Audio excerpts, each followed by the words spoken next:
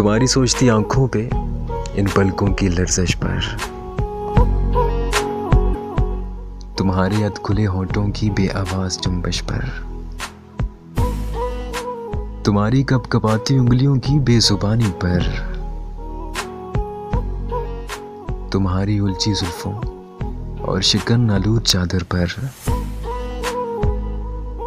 तुम्हारी शोर करती खामोशी के बैनो मातम पर, फकत इतना ही कहना है, मुझे कुछ भी नहीं कहना, मुझे कुछ भी नहीं कहना।